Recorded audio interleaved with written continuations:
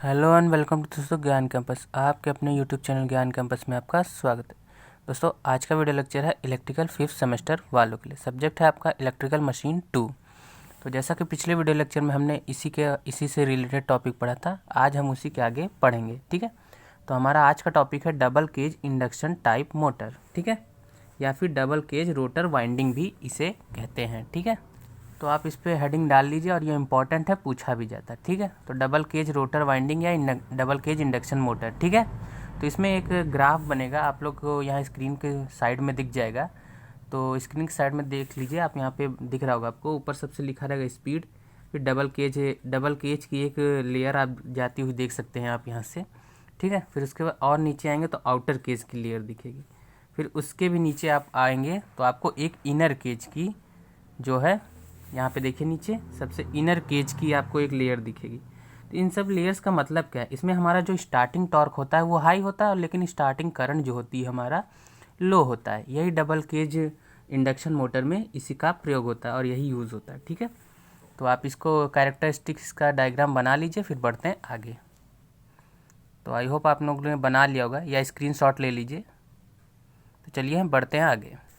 तो उसी के आगे लिखेंगे दोस्तों, ऐसा इंडक्शन मोटर जिसमें हाई स्टार्टिंग टॉर्क को प्राप्त करने के लिए दो रोटर वाइंडिंग या डबल केज का यूज़ किया जाता है, उसे डबल केज इंडक्शन मोटर कहते हैं। ठीक है, डबल केज इंडक्शन मोटर में स्टार्टिंग टॉर्क हाई होती है एवं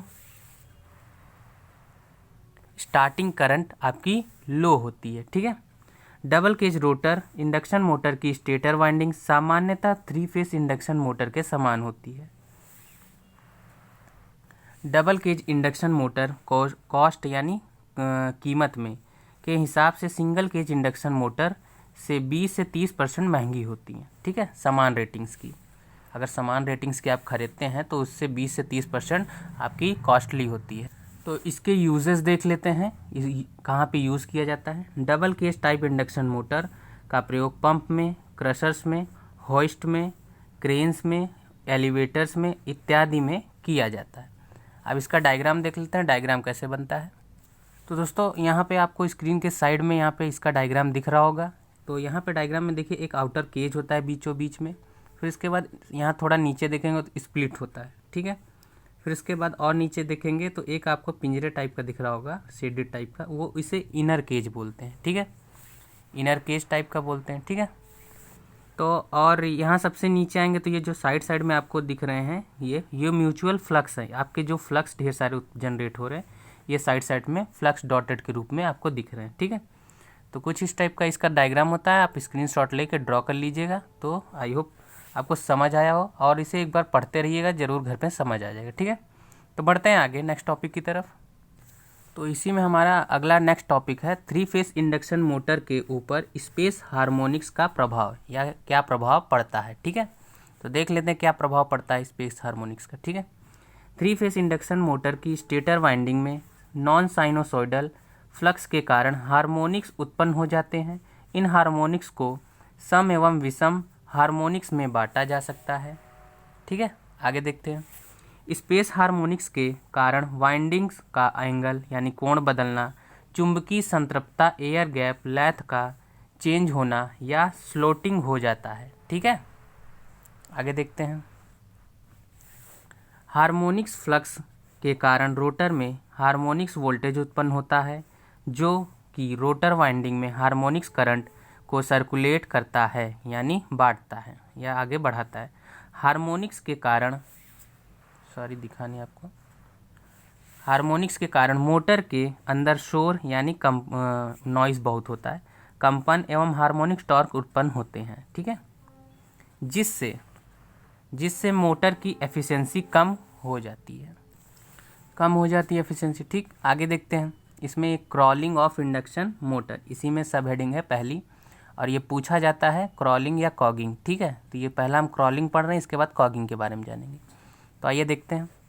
मोटर की वह टेंडेंसी स्पीड की 1/7 स्पीड पर चलती है एवं अपनी नॉर्मल स्पीड को प्राप्त नहीं कर पाती, और इस तरह मोटर रेंगने लगती है यानी चलने लगती है।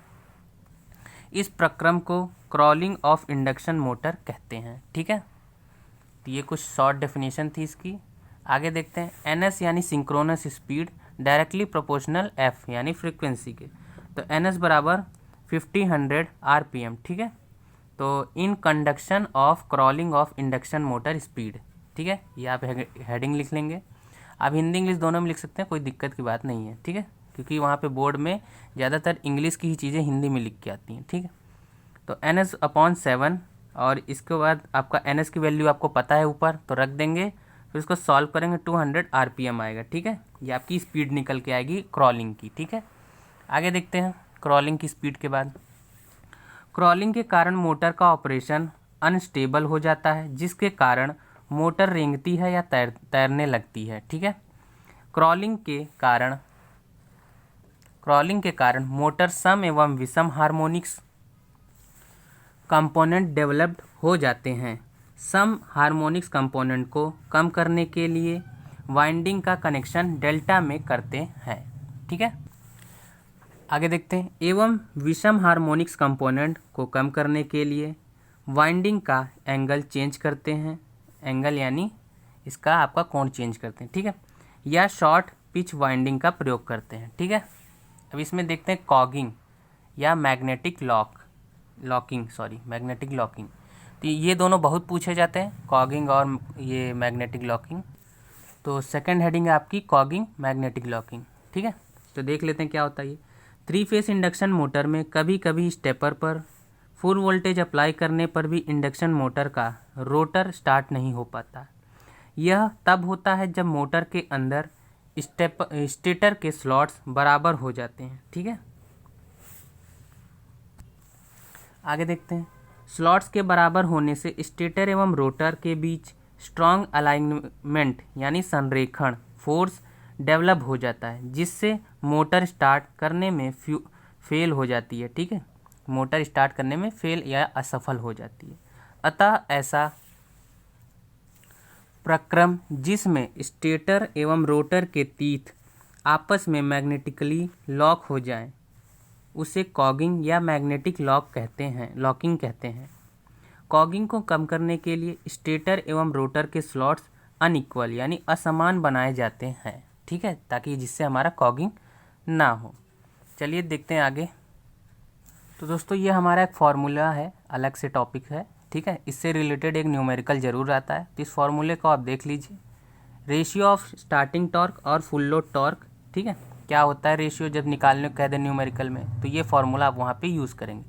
तो ये T starting upon T full load torque, ठीक है। ये टी होता है या कहीं कहीं टाउ भी होता है, ठीक है, तो उसमें कन्फ्यूज़ मत होइएगा। IST यानी स्टार्टिंग और IFL यानी फुल लोड का होल स्क्वायर इंटू SFL, ठीक है। तो ये आपका फार्मूला है। इससे रिलेटेड एक न्यूमेरिकल देख लेते हैं, आइए। तो दोस्तों इससे रिलेटेड एक न्यूमेरिकल है 3 फेस इंडक्शन मोटर की starting current full load current की 5 गुनी, ठीक है, ठीक है। आगे देखते हैं मोटर की फुल लोड स्लिप 4% है, तो स्टार्टिंग टॉर्क एवं फुल लोड टॉर्क का रेशियो बताइए। तो यहाँ पे वही फार्मूला हम यूज़ कर लेंगे और हमारा रेशियो निकल आएगा। तो IST स्टार्टिंग आपका 5 IFL, ठीक है, इसके इक्वल है, ठीक है। तो जैसा कि क्वेश्चन में दिया है कि आपका starting current full load current के 5 गुनी है, तो उसको हम लिख लेंगे, ठीक है। फिर उसके बाद सूत्र यानी फार्मूले से फार्मूला अप्लाई करेंगे और फार्मूले की जगह पे हम यहाँ पे 5 IFL रखेंगे, उसकी वैल्यू, ठीक है। IST की हमारी वैल्यू है, ठीक है, रख दिया।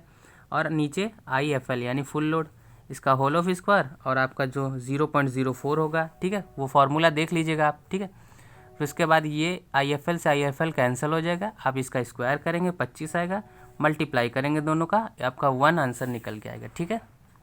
तो ये था इसका आंसर और इससे रिलेटेड एक न्यूमेरिकल जो हमने करा दिया आपको। तो दोस्तों आज की वीडियो लेक्चर में इतना ही। फिर भी इससे रिलेटेड, इस चैप्टर से रिलेटेड कोई टॉपिक छूट जाता है तो वो हम आने वाले वीडियो लेक्चर्स में कवर करेंगे। और फिलहाल हम नेक्स्ट वीडियो लेक्चर हमारा सिंगल फेस इंडक्शन मोटर नया टॉपिक स्टार्ट होगा, ठीक है। और इस चैप्टर से रिलेटेड कुछ भी अगर छूट जाता है तो आप ज़रूर कमेंट करिएगा, हम नेक्स्ट वीडियो लेक्चर में बना देंगे, ठीक है। तो आज की वीडियो लेक्चर इतना ही। और वीडियो ज़रा भी यूज़फुल लगा हो तो उसे एक लाइक कर दीजिएगा, जिससे हमारा मोटिवेशन बढ़ता है नेक्स्ट पार्ट बनाने के लिए। तो अभी तक अगर आपने हमारा टेलीग्राम ग्रुप नहीं ज्वाइन किया तो डिस्क्रिप्शन में आपको लिंक मिल जाएगा, वहाँ से आप ज्वाइन कर सकते हैं। तो मिलते हैं नेक्स्ट वीडियो में, तब तक के लिए जय हिंद, जय भारत। Thanks for watching.